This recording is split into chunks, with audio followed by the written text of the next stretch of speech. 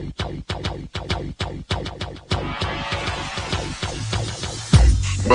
to the ODDSBREAKER'S, number one place for shared, sharp betting information. Welcome back to podcast 44 of 2020. Getting close to football season. I'm your host, Kiev O'Neill. You can follow me on Twitter at OBKiev. Follow us at the ODDSBREAKERS and follow us on social media / the ODDSBREAKERS. This episode is being brought to you by Kelly in Vegas Proxy Service. If you want to get into these $1 million contests, you don't have to live in Vegas. Please visit kellyinvegas.com and contact her for information. Flights are cheap. Hotels are begging for your service. What a way to turn 2020 around if you could place or even win the Super Contest or the Circa Sports Million Contest. Please check that out. If you'd like to help us out with our costs and sponsor the podcast and the website, we'd love to help you out. Please visit theoddsbreakers.com, click shop, and become a member. For $17.99 a month, you can get my plays and premium plays before the line moves. If nothing else, please visit theoddsbreakers.com and become a free picks newsletter subscriber. My friends, Alabama is back at school, and they did a ton of coronavirus testing. A ton of it. Out of about 30,000 students, 500 students tested positive. No!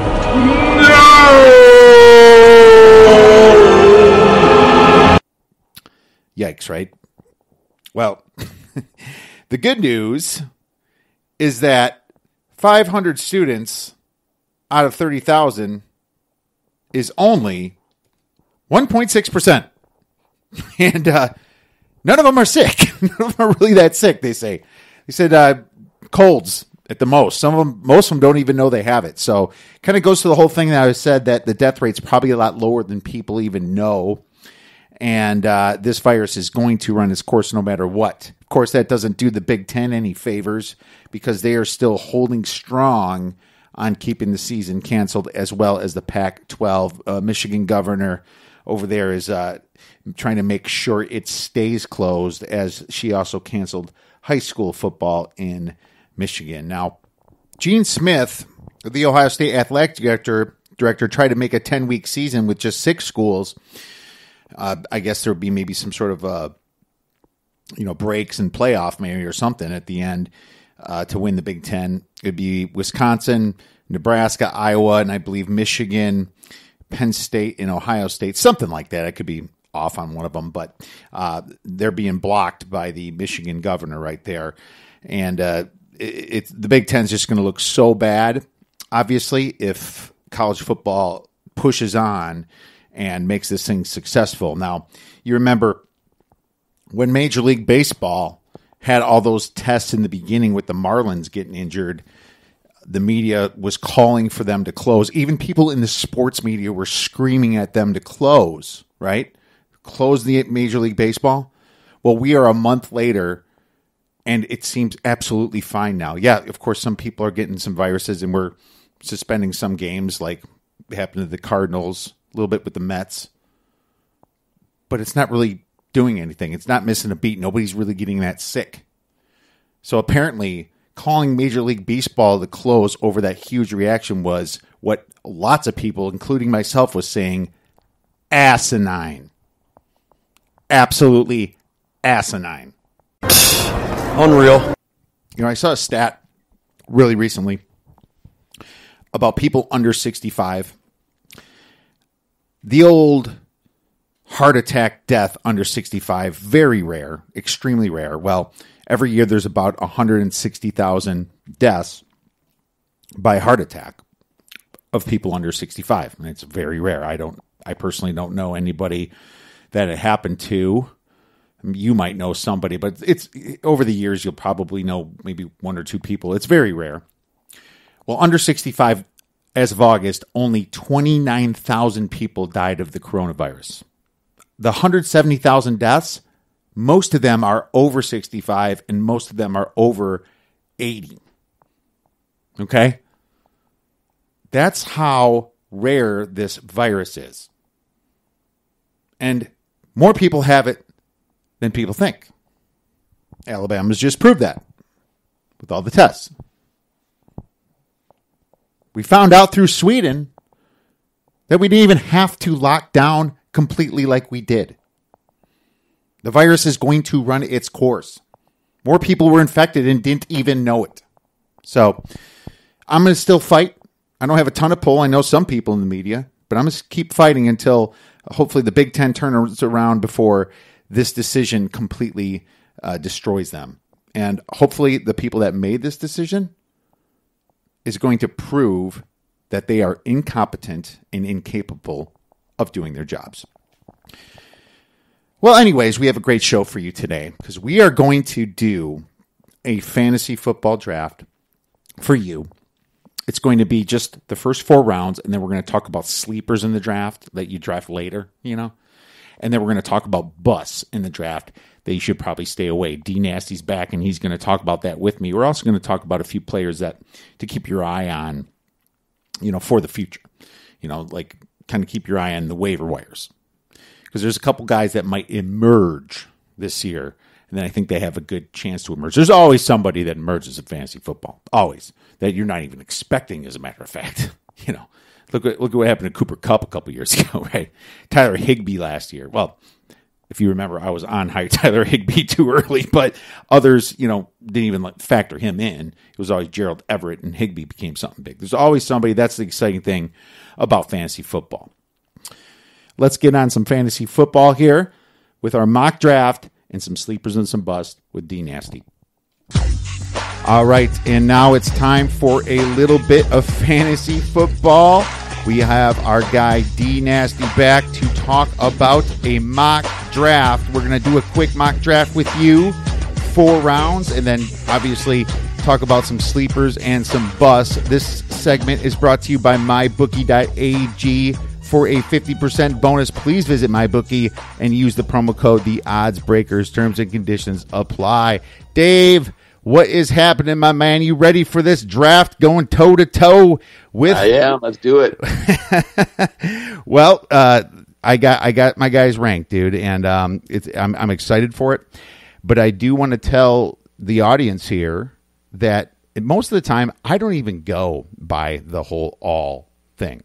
What I like to do when I draft is I have my running backs, I have my wide receivers, my quarterbacks, my tight ends, my defense, my kicker, and I just kind of go by need. But I know where the guys kind of rank anyway in my head, but I cross out people like that. Because if you just go by all, maybe you're going to, you might draft a bunch of running backs first, rather than miss out on some receivers. It's not always the best player next. When it comes to fantasy drafts. I don't know, Dave. Is that your style as well? Yeah, I kind of target a few guys that I do like, and then what I'll do is I usually go running back heavy in the first couple rounds. Usually too. I usually base my team mostly on running backs all the time. Yeah, and I agree with running back heavy. That for sure is a way I try to do it. But as far as just kind of going through an all list and just cross people out, I like to look at it segment by segment. But to each his own, I guess, in my opinion. But I already ranked the first 48 picks. So what we're going to do is not bore the hell out of the audience here with a full draft. I think that's kind of silly to do that. There's so many people that do that and do mock drafts. There's no reason. I think the first 4 rounds is fair. And then we just go into our sleepers, our super sleepers that you might not draft, but we want to keep an eye on, and our busts. How's that sound? That sounds great. Let's do it. All right, man. Well, why don't you start us off then, Dave? You go ahead with your first 12 picks and kind of just maybe say something, unless it's not obvious, on any guy that you want to go that you might have moved up or down. Sounds good. First, I want to just kick it off with a few injuries, too, of note. All right. Kenyon Drake, his foot being held out of practice as a precaution today, so just keep an eye on that. Chris Carson was out for personal reasons. He's back at practice, though, today, Wednesday. David Montgomery, this is one that might be pretty serious. Optimism is that injury is just a groin strain, so hopefully it's only a strain, but luckily, hopefully he'll be back here soon. And then Le'Veon Bell was pulled from scrimmage today due to hamstring tightness. And then Brandon Ayuk, a nice, promising young rookie, hamstring hamstring strain as well. It's considered only minor, but you definitely want to keep an eye out on those injuries while you're drafting, just in case one of those is more serious than thought. So what I'll do then is So just want to break those down for you guys. Just keep an eye on those while you're drafting in case one of those does become more serious. So just keep an eye on those. Yeah, for sure. For sure. Good call on that, Dave. But now I'll go ahead with my top 12, though. Number 1, of course, like we said all along, CMC. Definitely the number 1 back in football, just reception-wise, and he's got a better quarterback throwing to him now. That'll dump it off quite a bit. Saquon Barkley at 2. I know we had some differences on this before, but I do like Barkley at 2. Ezekiel Elliott I have at 3. Alvin Kamara at 4. Kamara, another guy who gets quite a few receptions out of the backfield. Dalvin Cook I have at 5. Even though he could hold out potentially, but I do definitely like him. He's going to be the bulk. He'll get the bulk of the carries in Minnesota, so I definitely still like him at 5 if he does not hold out. At number 6, this might be a little bit of a surprise. Joe Mixon. I do like him. I think he'll have a great year this year with Joe Burrow and a couple of the pieces they added on offense, so I do like him at 6. Number 7, Michael Thomas. My first wide receiver off the board. He's definitely the top-ranked wide receiver out there. Number 8, Clyde Edwards-Helaire with Kansas City. Now that Damian Williams is gone, he's going to be the number 1 guy for sure. Number 9, I have Miles Sanders. As you can see, I'm going a little bit running back heavy, like I said. Number 9, Miles Sanders. I think he's going to be healthy by week 1, so I don't think his injury is going to be anything major as well. So definitely keep an eye on his injury. It was just a lower body injury. That's all they would release, and that's what they're sticking to right now. Number 10, Julio Jones. He's still one of the top wide receivers. He's just an athletic freak, even at his higher age, 30 plus, but definitely like him still. Number 11, Devontae Adams. You could flip-flop either one of those, though, and you could move Adams up even a little bit, too. If you're in a full PPR league, you definitely move both these guys up. But Devontae Adams at number 11. Mm-hmm. And then at 12, rounding it out, is Derrick Henry. Derrick Henry at number 12. He made your top 12. Well, it's a pretty solid core you got there, my man. Mine's not too different here. So we're going to start with Christian McCaffrey, number 1. Obvious reasons, but I do have Zeke still number 2. I think that he's going to help push the Cowboys into the playoffs, win the NFC East. I love him there. Saquon Barkley I have at number 3. And I did move him ahead, Dave, since we talked. I did have Derrick Henry higher than Saquon after thinking it over and relooking at the teams. I had to move Barkley back up. He's going to catch some passes, and Henry, he was worked so hard last year. But I do have Henry next. I do. I just think he's just such a beast, and I like him for a lot of TDs this year at number 4. Plus, he's going to get just completely the bell cow and the brunt of the carries there in Tennessee. Number 5, I have Michael Thomas. Michael Thomas was a top receiver last year, and he probably going to be the top guy again in New Orleans, obviously. Number 6, Alvin Kamara. Another Saint right there with a great offense. Kenyon Drake I have at number 7 here. I upgraded Kenyon Drake since we talked as well. I really love what they're going to do with him. They're going to work him like a horse this year because I'm not sure he's going to get paid because they have so many people to pay, DeAndre Hopkins, Kyler Murray, and things like that. But I think they're going to work him hard this year. I have Aaron Jones next, and we disagreed on this a little bit, but I do have Aaron Jones at number 8. I think Packers are going to be more of a running team. I have Julio Jones at number 9. I do not have Julio in their top 12. DeAndre Hopkins at number 10. He's going to be a beast at Arizona. And you're going to hate me again, Dave, for number 11. But I have Raheem Mostert there, man. I still think he's going to be I'm serious. I'm moving him way up. But hey, you got to go on a limb sometimes. I love what they did in the playoffs. I love what I saw from Mostert. And there's nothing saying that he's going to hold out yet. I mean, there was some whispers of it, but I still like him there. And number 12, I have Miles Sanders, my man. So there you go. Why don't you start with 13 through 25? Sounds good. So at 13, I got Chris Godwin, who I like as a wide receiver too as well. And then I do have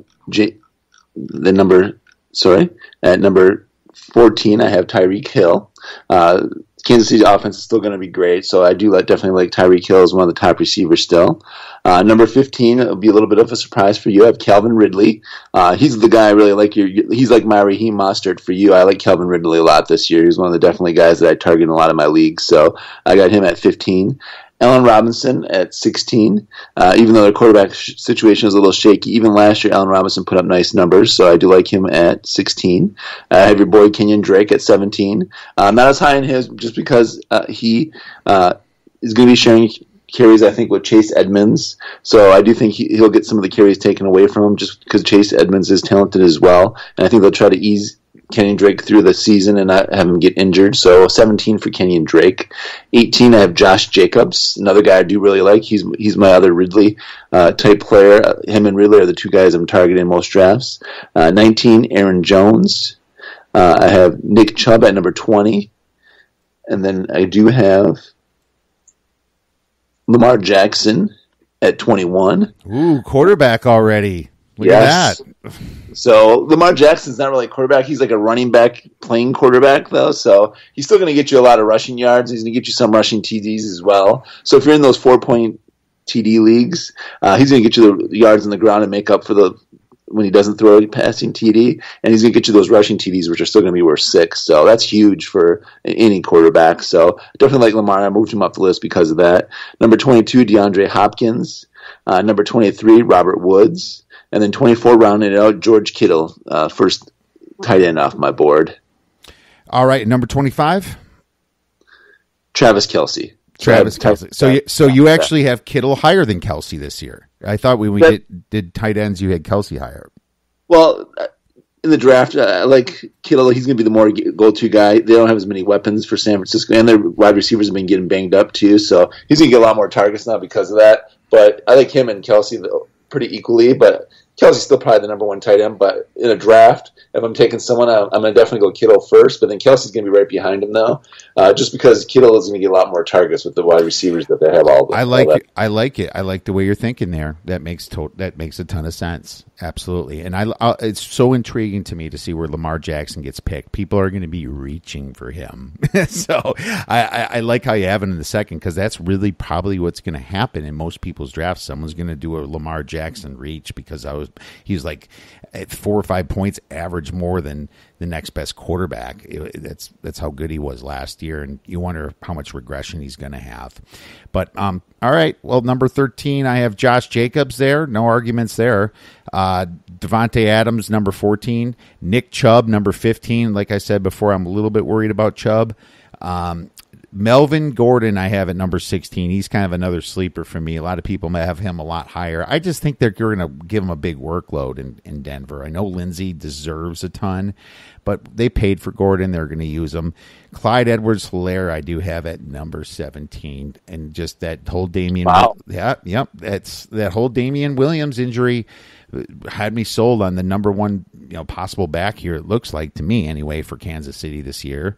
Maybe they'll throw us a huge curveball and use like a Darrell Williams or something, or Darwin Thomas or whatever. So I don't Thompson. I don't know, but I think it's Clyde Edwards-Helaire, and this Kansas City is just too powerful of a team to not have a running back that high.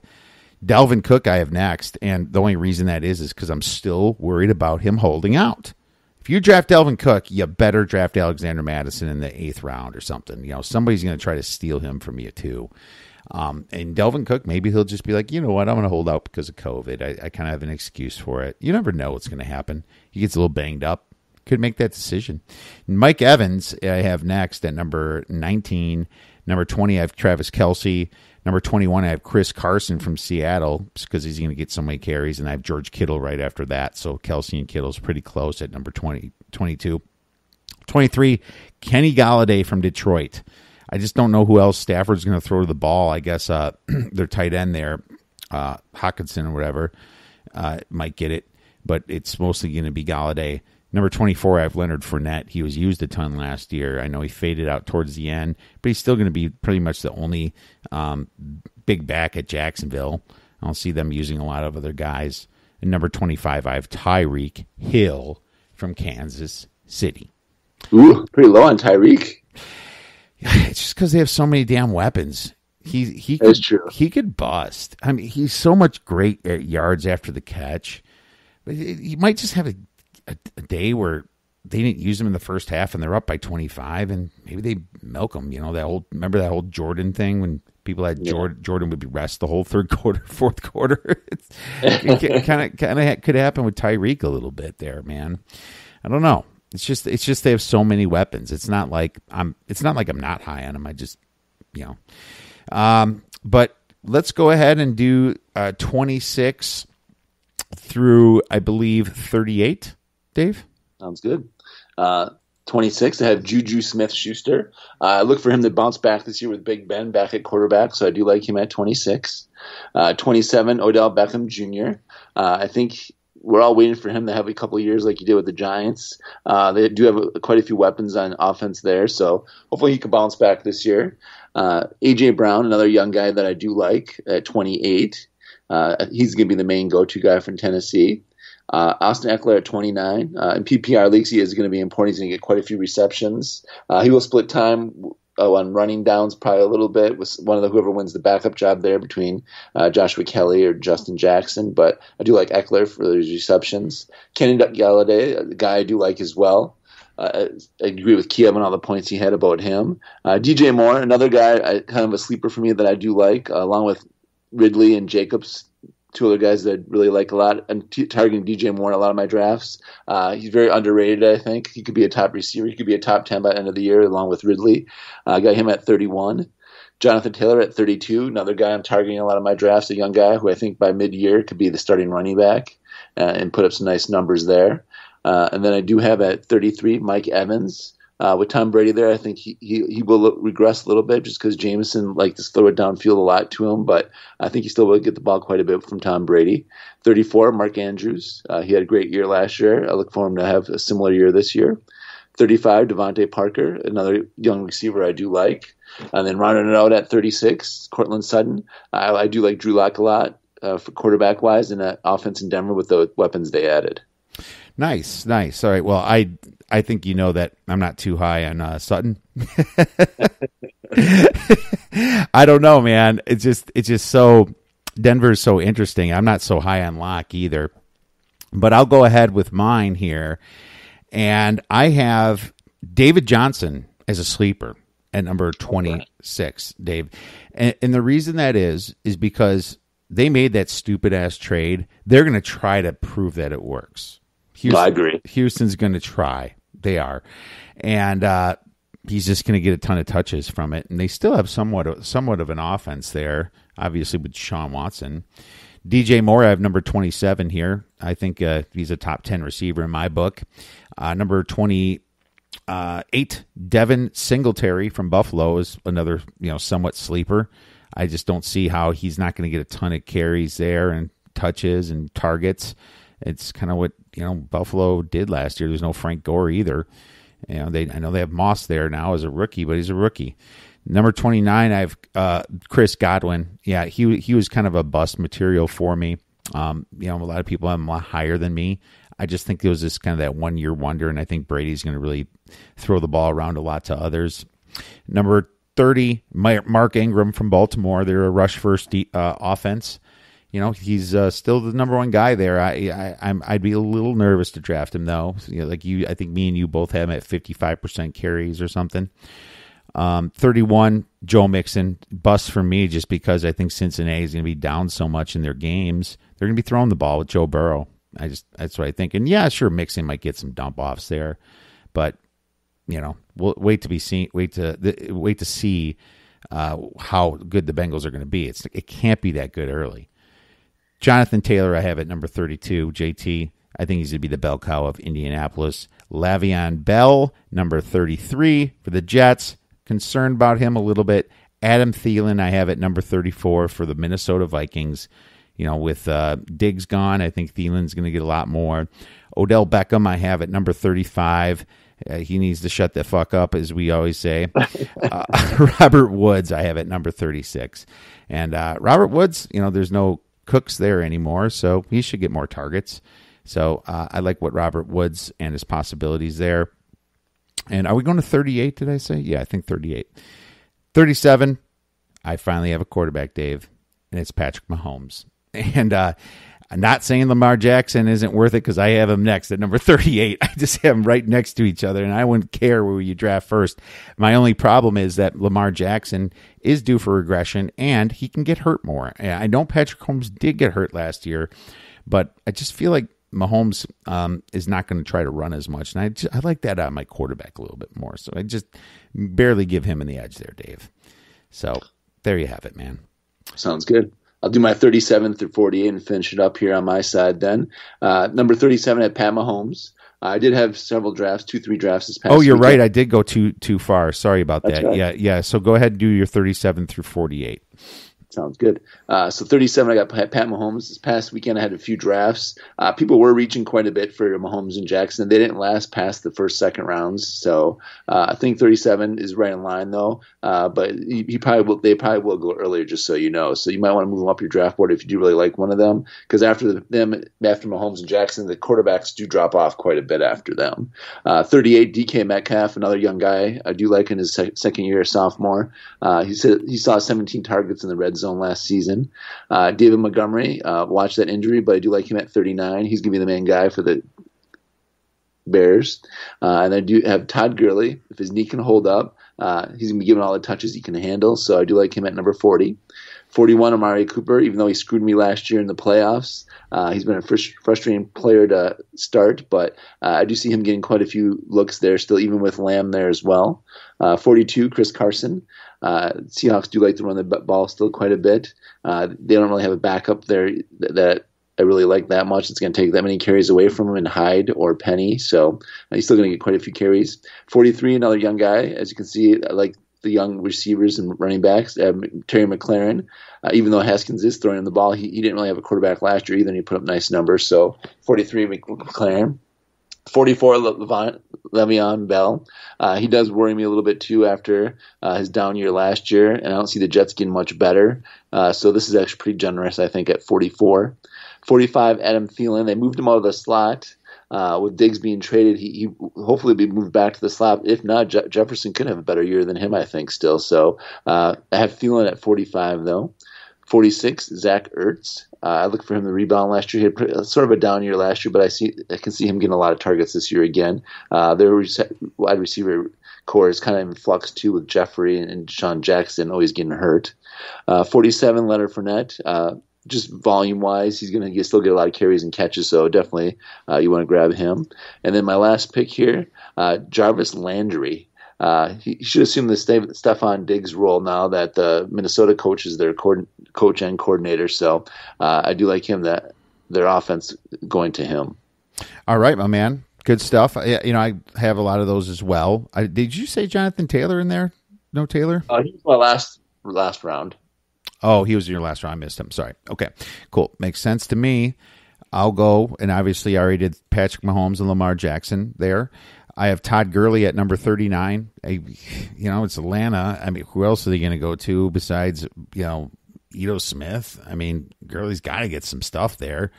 I hope I won't have to pick him, but I thought I downgraded him enough to where I'm not going to have to and somebody else will. I have Austin Eckler. And where do you have Eckler, Dave? You had him earlier. I did have him in the last round as well. Yeah, and I have him more of a bust. And I have him 40th, and I just don't trust the Chargers. I just don't, and he's not that big of a guy. I think, they're going to look for him. It's a different quarterback throwing to him now.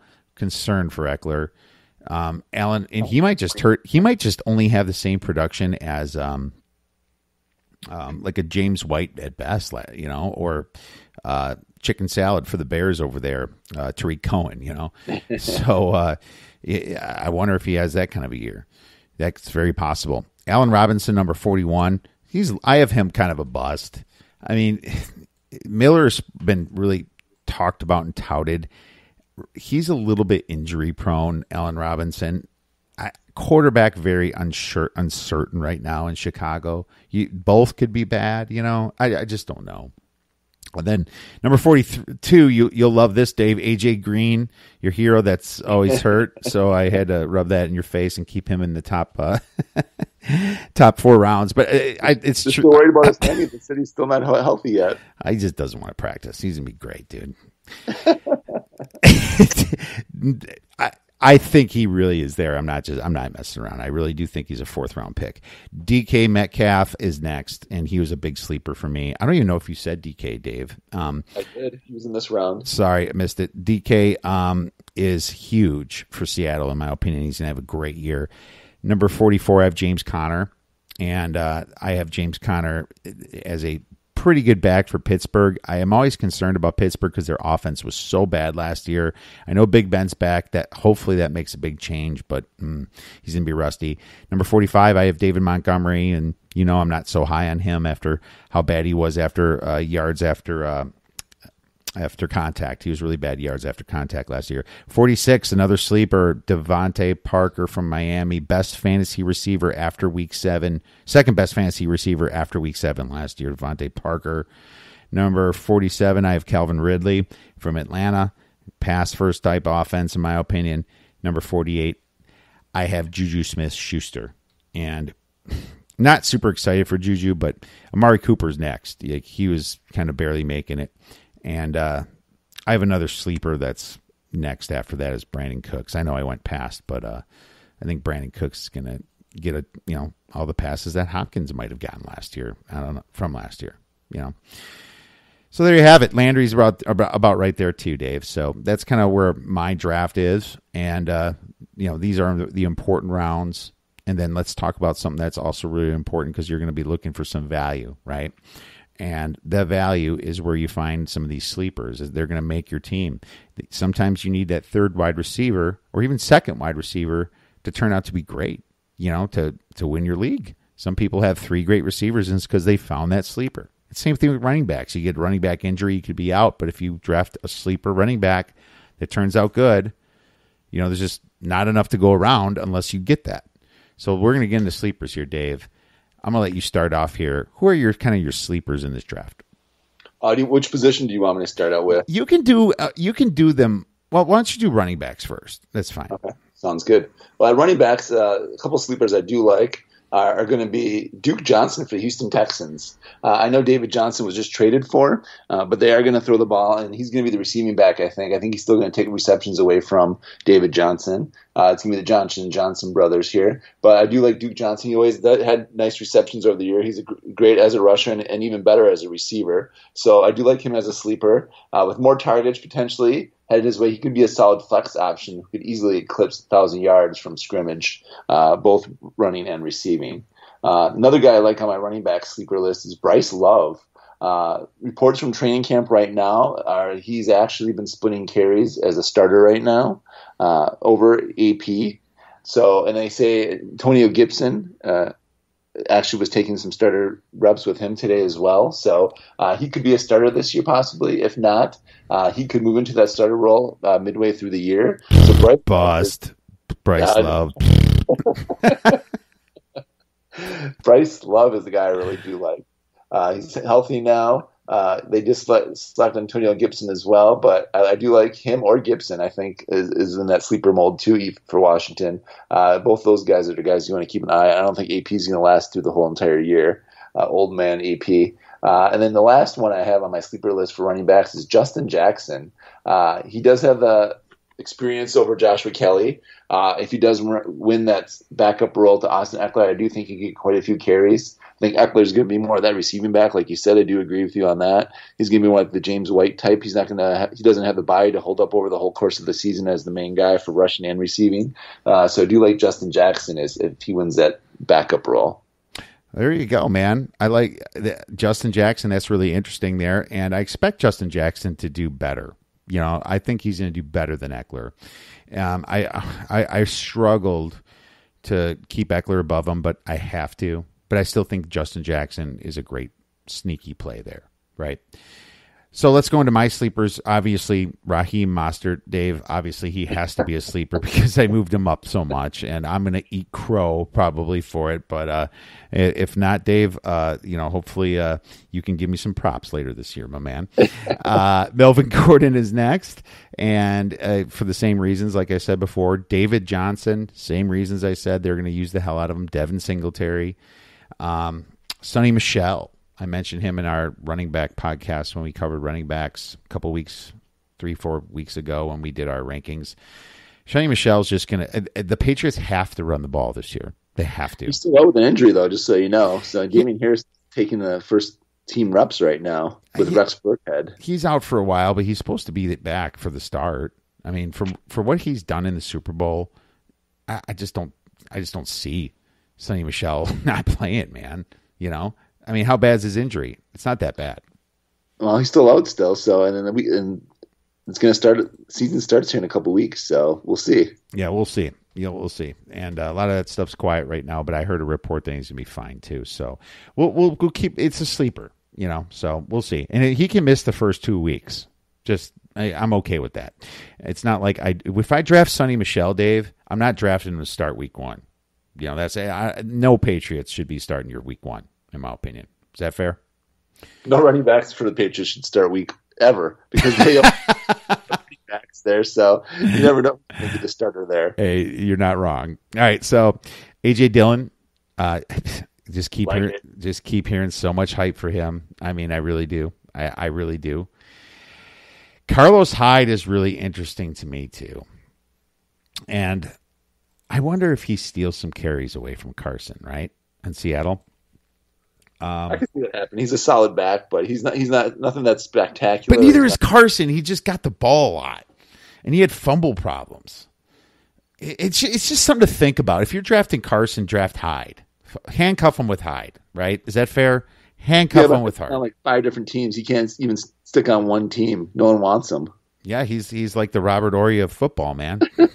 without the rings, right? So he just keeps moving around. Poor guy.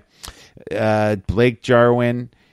Nope, that's tight end, but obviously I gave that away. But no, that's pretty much all my running back sleepers.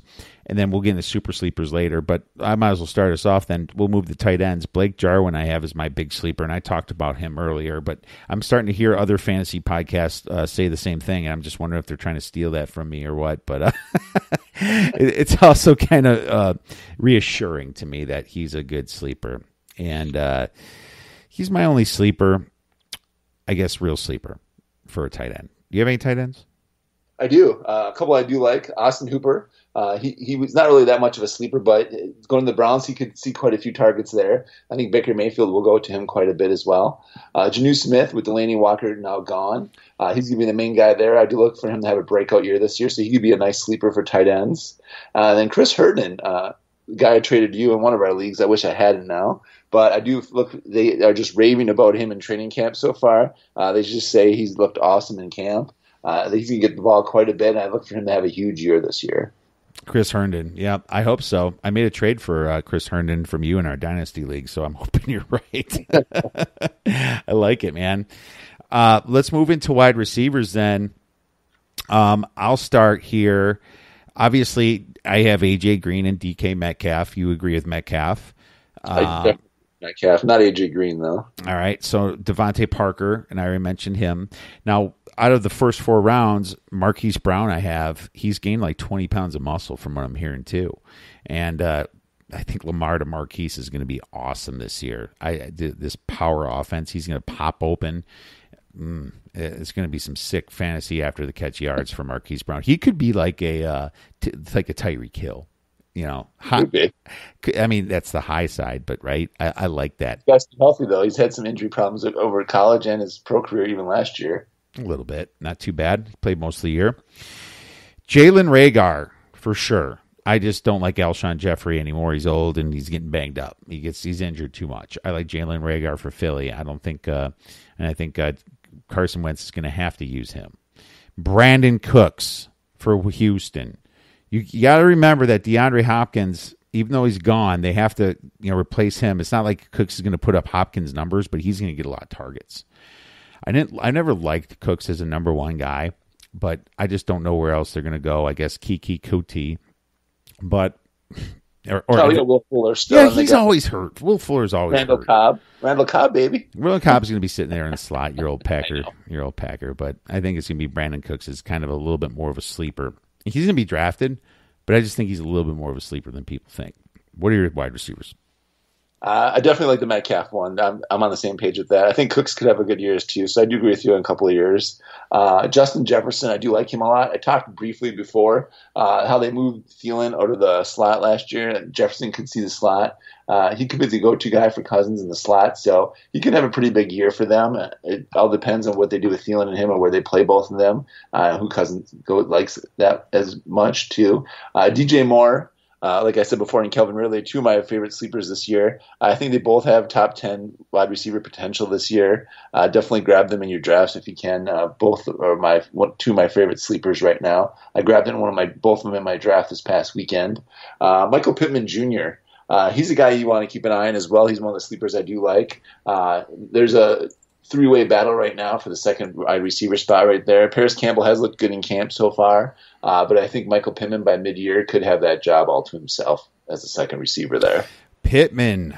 Yeah, that's interesting there. I'm going to keep my eye on Pittman. You know, he's definitely someone I'm going to think about here. Yeah, he's a big guy, 6'4", 223 pounds. So he's kind of like that Mike Williams frame who scored – and Mike Williams scored 10 TDs in 2018 when he led the league in yards per catch. So he's got that big body like that. And Rivers is there now too, so Rivers does like throw the ball a lot. So yeah, and you wonder if T.Y. Hilton's going to be used a lot anymore. He's kind of getting older, and obviously Paris Campbell. Is Paris Campbell going to be in the slot? I think he's smaller though too, so he's not going to have the red zone kind of looks that I think Pittman could have. Yeah, Pittman's going to be a number 2. It's going to be T.Y. Pittman. I think Paris Campbell's going to be in the slot, right? That makes sense. So, no, I like it. Pittman's going to get some touches for sure. Targets. All right, so what do I have here? Moving into my – well, what do we have next? I just did receivers. Quarterbacks or tight ends? We already did tight ends. Quarterbacks. Why don't you go ahead with quarterbacks, Dave? Sounds good. Quarterbacks, there's a couple that I do like here. Matt Stafford, a lot of people probably forgot about him after last year. He was injured most of the year.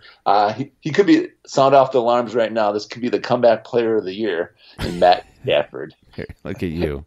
Matt Stafford. Is that the only one? No, I got a few other ones. So I do like him. He does have some good young receiver in Kenny Galladay. He's got some nice young backs in Carrion and DeAndre Swift. So he's got some nice weapons on offense. And then he's got Marvin Jones and Danny Amendola. So he could have a really good year, I think, coming back if he stays healthy. I like Cam Newton in New England as a sleeper. I look for him to win the starting job there. I don't think Stidman's going to beat him out, or Brian Hoyer, who's a joke, but he's a career backup. So I look for Cam to take that job over and step into that great offense with Belichick. You know, whoever steps in there is going to have a great year with Belichick coaching them. So, and Belichick running the team. So I think for Cam Newton could have a big year there this year as a sleeper. And then my last one's going to surprise quite a few people, but Tyrod Taylor. Back when he was with the Bills, he did put up some nice stats fantasy-wise, and he did have a pretty nice record with the Bills as well when he was playing there. So he's got some great weapons around him and some seasoned veterans on offense with Keenan Allen and Mike Williams and then Eckler. So he's got some playmakers there. And he can move around in the pocket too. So I look for Tyrod Taylor to be a sleeper this year. Tyrod Taylor. Wow. I'll tell you this, he doesn't turn the ball over, but he also doesn't exactly light it up. So that's why he's sleeper though too, Kiev. We'll see if Tyrod Taylor is going to be good, then I'll be wrong about Austin Eckler, I think. But we'll see what happens there. Keenan Allen, we haven't mentioned. You know, he's not even in our first 4 rounds, right? No, he was just barely out of my first 4, though. Yeah, a little bit, but still. You know, Keenan Allen used to be a top 20 pick. A lot of thoughts about that. You know, and I'm looking out when I don't see Chargers wide receivers or even tight ends that high. Henry's not that high. I'm concerned about the quarterback. So that's just my thoughts. The only 2 quarterbacks I have as sleepers is Baker Mayfield. I just think that they have the offensive tackles now to protect him, and Teddy Bridgewater. And I think Bridgewater is going to have a great year. I think they're going to get beat a lot in high-scored games. And I'm not sure if I'm going to be on him week 1, but you know, as for a betting standpoint or for a starting standpoint, but I can see Teddy Bridgewater throwing to CMC and just getting points that way, right? So, right, exactly. So I like Bridgewater here. All right, well, let's get into super sleepers here, and we don't need to go by running backs. I just have 6 of them that are super sleepers. And when I say super sleepers, it's somebody like if you have a super deep league, like 14, 16 teams, you might draft it. But if you have a 12 or 10 team league, you keep your eye on them, right? Number 1 is Antonio Gibson for the Redskins. I just think that he can also beat crappy Bryce Love and take Adrian Peterson's number 1 status there, or at least he's going to get a ton of receptions there, in my opinion. I have Michael Warren for Philadelphia. Miles Sanders, I've never been that sold on him, and Michael Warren was such a beast at Cincinnati. I am just intrigued to see if he's going to do something there. Super sleeper. Don't draft him. Number 3, I have Joshua Kelly for the Chargers, just in case Justin Jackson doesn't turn out and Eckler doesn't. I think Joshua Kelly might take over for what Jackson did. Chance of it, not draftable. T. Higgins for the Bengals, because Dave is so down on A.J. Green. I had to make him happy here and put T. Higgins as a super sleeper. He's probably going to get drafted in some leagues. I don't know. But he's going to be very late if he does. I have Darren Fells as a super sleeper for tight ends because Houston's got to throw the ball to somebody. I guess if Cooks doesn't turn out, it'd be Darren Fells. They have like 3 or 4 tight ends, though. So, yeah, Fells is listed as the starter. Hopefully he keeps it. And then that's it. That's all I have for super sleepers. Who is your super sleepers, Dave? Actually, I do like Joshua Kelly as well. If he wins that second string back there, he could get quite a few carries. Benny Snell, I got him moving up my board as a super sleeper now too. They say he is going to be the backup to James Conner now over McFarland. But McFarland, I think, does win that eventually. But Benny Snell, they said, has looked great in practice and broke off some huge runs. So he could be a super sleeper. LaMichael Perrine, they said he's been looking awesome in practice as well. He broke off a 79-yarder today in practice and then a 36-yarder on TD then as well. So he's been looking really – I think he'll easily overtake Frank Gore for that backup job to Le'Veon Bell here quickly. A.J. Dillon, I do like him a lot. He is getting drafted, though, so he's not as much of a super sleeper, but definitely like him as well. And then I do like T. Higgins. That was one guy I did have on my list, Kiev, because I think A.J. Green is going to go down somewhere between before week 5, and T. Higgins is going to rise up and get quite a bit of playing time, and he's going to be very productive once A.J. Green goes down. Hey, man, I just had to say him before you because I knew you had him. So there you go. All right, well, let's move into the busts, and I'm just going to go through them all real quick. I think I have like 5, 6, 7, 8, 9, maybe like 9 or 10 here. Joe Mixon I have as a bust. I'm just not sold on the Bengals yet. I know he got a ton of touches last year. I just don't think he's going to get a lot of yards, and they're going to cover him. Yeah, I just don't. I think Joe Burrow's gonna be under a lot of pressure. I don't think they fix their offensive line. I think he's got a bad offensive line. Todd Gurley, I have as a potential bust here, and for various reasons, his knees they've never trusted him in LA the last couple of years after they paid him, which was a head scratcher to me. Austin Eckler, obviously, I said before, was a bust. Chris Godwin, I already covered. Amari Cooper is kind of a bust because they're going to have a lot of targets to go around in Dallas, and Cooper can have just some serious quiet weeks. And imagine if week 14 for you is quiet and you need him really bad. Oh, that would suck. And Juju Smith-Schuster's a little bit of a bust because a lot of people have him a lot higher. I don't think he's a real number 1 receiver. Cortland Sutton, I have him as a bust, Dave, just because I don't like his quarterback that much, and I don't like Denver's. I just think they have 2 new receivers there with Jetty and KJ Hamler. I think I almost made KJ Hamler a sleeper, by the way, or a super sleeper, but keep your eye on KJ Hamler there. Josh Allen, I have as a bust as a quarterback. He was inaccurate throwing deep last year, and he always is. He's a great guy with his legs, but maybe this time he gets injured or somebody stops him a little bit. You know, he's not going to be able to sneak by people and take off as much as he did last year, in my opinion. Hunter Henry, I have as a bust for San Diego for the quarterback reasons.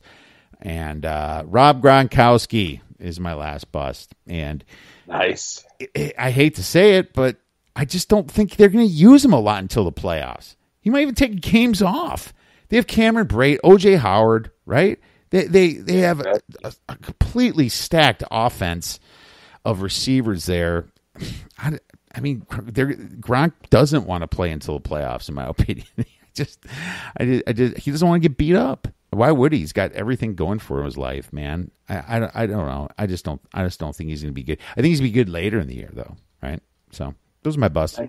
Yeah, and Gronk's always injured too, so I definitely agree with you on that one. And he's getting older too, so I don't know how much gas he's got left in the tank, even though he's always ripped. And he took a year off, pretty much. So exactly.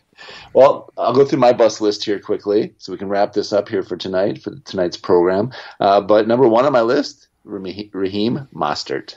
I don't like him at all, Kiev. Sorry, but they have too many running backs. With the 49ers. B, Shanahan still does like Coleman. And C, Mostert was a low volume guy last year. He didn't really play a whole season as the number one starter. I don't think he can handle a full workload for the whole entire year. And I don't think he'll get a full workload for the whole entire year either. So cause they're going to definitely. Dave, we're going to have to make a bet. We're going to have to make a bet here. I mean, okay, so we're friends. How about dinner? We can just do a dinner. Dinner and a drink. We got to do dinner and a drink on this one because Raheem Mostert, we are complete opposites here, and so the jury will be. We'll give him the whole year. How about? Is it fair to say top 15? You have your top 15, right? Running backs. I agree with that. He won't be in the top 15. All right, I'm going to say top 15 for the year. That's fair. That's like. Yeah. Running back 1, edge running back 2, because I had him in my top 10 and you way down, so top 15 is fair. All right, go ahead. Sounds good. Now, I do want to bring up, too, last year I had Antonio Brown as one of my big busts. I had him ranked very low last year, in almost 30th overall, I think, last year. So I just want to remind everyone about that. And then Ty Gurley was another guy last year that I talked about, too. So I just want to remind everyone about those two that I had last year. Derrick Henry, so just keep in mind, too, these busts don't mean that they're not going to be good players. They're just not going to perform at the ADP where everyone's drafting them. So I have Derrick Henry as a bust. He got a pretty heavy workload last year. I don't know if he can maintain that workload again at the second year, especially as a running back. So I look for him to be kind of a bust this year. I don't think he's going to have quite as good of a year, and I don't know if he's going to be able to hold up through a whole entire season with that kind of workload again. Number 2, I have Kenyon Drake. I do like his massive upside, though. Don't get me wrong. But I do think he could be a bust this year as well, just because I think they're going to have a lot of weapons in Arizona now. Christian Kirk has actually been looking good. And then they have Hopkins there as well. And they have Fitzgerald. You can't forget about him. And then they do have some running backs behind him, and Eno Benjamin and Chase Edmonds, who could take some carries away from him too. So I got him on my bust list due to that. James Conner, he's been injured quite a bit over the last 2 years. Steelers were not happy with him. That's why they keep drafting running backs. Snell or McFarland could take over some of his carries this year. So another guy I have on my bust list. Cooper Kupp, even though a lot of people are high on him, Robert Woods was the go-to guy at the second half of the year for Jared Goff, so moved him down my list. Adam Thielen, I briefly talked about him before as well. They moved him out of the slot last year. Kevin Stefanski is now gone, so the offensive coordinator is gone as well, so that can hurt him as well. Matt Ryan, for the reasons you discussed before, Kiev, if their defense is better, he could lose some of the garbage time stuff. Second half of the season, his defense did play better and his stats did go down, so he could be a bust as well. Mark Andrews, I don't know if he's going to be struck by lightning twice in 2 years, but I do think he won't have as great of a year as he did last year, and they do have a few more weapons on that offense now as well that could take some targets away from him. Delvin Cook, like we spoke about before as well, he could be a bust just due to the holdout. And then Chris Godwin with Brady there, I don't know. I just not sold on that whole offense still with Brady there. Jameis Winston made it a lot different because he could throw it on the field and he just liked to throw all the time. Even though he did throw picks, he would really throw crazy passes down the field and try and fit it into guys when he shouldn't have been. But he did complete quite a few passes doing that as well, though. So imagine how good Tampa would have been if the other defense didn't score so many points against them. But I got him as a possible bust as well. And then Hopkins could be potentially one as well. The new team, I don't know how much they're going to use him, but that spread out offense. I could be wrong on this one, but where he's going in the first round, I don't know. He could be a bust as well with the Cardinals. Yeah, okay, so I'm high on Hopkins, but A lot of people are. I mean, saying he's a bust, and I understand you mean by ADP where he's picked, average draft pick. So, no, I'm not buying that one, but I do like a lot of your other ones for sure, and definitely don't like the Mostert one. So, there you go, Dave.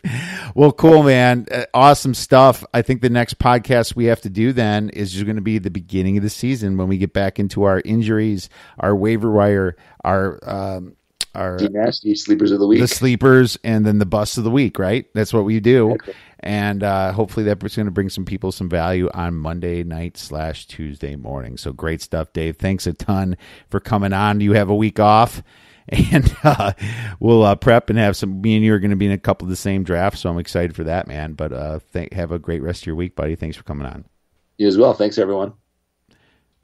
All right, and now I'm not going to leave you guys until I give you a free UFC fight night on ESPN 16 play, and I happen to look at the main event right here. We have Alexander Rakic versus Anthony Smith. Alexander is a minus 275, and Anthony is a plus 235. Pretty huge here. Looking at these fighters here, Anthony Smith is 33-15. He's been around the block for only 32 years old. 18 KOs, 12 submissions, 2 decisions. Okay? He fought a lot of tough guys. Guys like Gustafsson. He beat Gustafsson. He just lost to Glover Teixeira back in May. He lost to John Jones, but he went the distance back in March of 2009. He went the distance to decision with John Jones. He beat Volkan Oezdemir. Rashad Evans. He lost to Thiago Santos back in 2018, but literally fantastic fighter. His last 1, 2, 3, 4, 5, 6, 7, 8, 9, 10 fights, he was 7 wins and 3 losses. Pretty good. Pretty dang good. He kind of got better as he aged, in my opinion, this kid. But anyways, his fights last a decent amount of time. His last 3 fights went past round 3. His average fight time is 10 minutes and 1 second. And now he's fighting a guy in Alexander Rakic that is a little bit more green. He's 12-2, 28 years old. Lots of KOs, 9 KOs, 1 submission, 2 decisions. And he just lost his last fight against Volkan Oezdemir. And Oezdemir's awesome, right? But he's won everything pretty much before that, minus his first fight he's ever made. Now, he's only had 5 UFC fights, but he hasn't fought anybody that big. Jim Manawa, Devin Clark, Justin Ledet. Jeez. He hasn't really fought anybody with any huge names. Even though he has a good record, he seems like a pretty huge favorite here. His average fight time is 9 minutes. I believe 9 minutes on the dot, actually. Let me double check that. 9 minutes, 0 seconds. That's correct. 9 minutes on the dot. If you look at the stats, Anthony Smith, 3.19 significant strikes landed per minute. Alexander has 5.17, so Alexander wins that. Accuracy, 52% for Alexander to Anthony's 46%. But Alexander hasn't fought the competition that Anthony has. Alexander's takedowns are better, 1.2 to 0.45. But Anthony Smith's submission average per 15 minutes at 0.71 to 0.30 is better. Both 6'4", both 205. This light heavyweight bout. I think this plus 235 is a little bit too good to resist for Anthony Smith. Plus 235. In my opinion, this should be about plus 150. Plus 150 in my opinion. Anthony Smith has taken his losses, but he's been there. This could be an upset in the making, in my opinion. But there's actually something I like better than the plus 235. I like over 1.5 rounds at minus 160. Like I said, both of these guys average over 2 rounds for Smith, 10 minutes and 1 second. That's like the beginning of the third round. And 9 minutes flat out for Alexander Rakic. So there you go. Plus, these guys are good fighters. When good fighters face good fighters, the fight lasts longer. So I love the minus 160. I'm going to take that for at least 3 stars here, over 1.5 rounds. And I'm definitely going to throw a star on plus 235 for Anthony Smith to win. So hope you enjoyed the show. Have a great rest of your weekend. Remember to get into the Super Contest or the Circus Sports Million and go get some winners.